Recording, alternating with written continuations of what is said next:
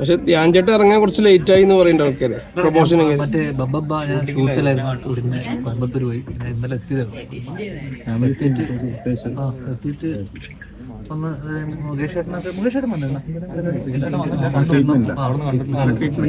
ഋതു വന്നിട്ടുണ്ടായിരുന്നു. ആരാ? ഋതു പന്ത്ര.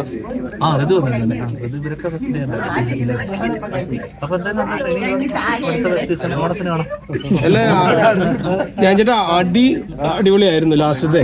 അതൊന്നും ആരാ അടിയായിട്ട് കൂട്ടല്ലേ? അല്ല ഇനി ഒരു അടിപ്പടം ഫുൾ കാണാൻ പറ്റും നമുക്ക്. തടികളും കുറച്ച് ഞാൻ അടുത്ത കൊല്ലം ഒരു അടിപ്പടം പിടിക്കുന്നുണ്ട്.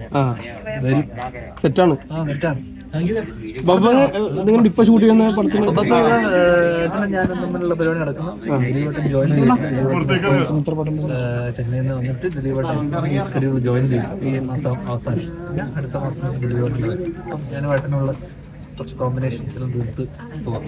അതിനകത്തൊരു ക്യാമിയ റോൾ ഉണ്ടെന്നൊക്കെ കേൾക്കുന്നുണ്ട് പുറത്തുനിന്നുള്ള ഒരു അന്യഭാഷ.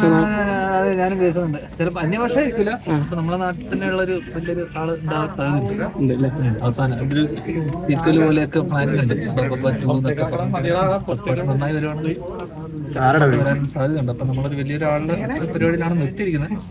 കാരണം വന്നു കഴിഞ്ഞാൽ വലിയൊരാൾ വരാൻ സാധ്യതയുണ്ട്. അത്രയും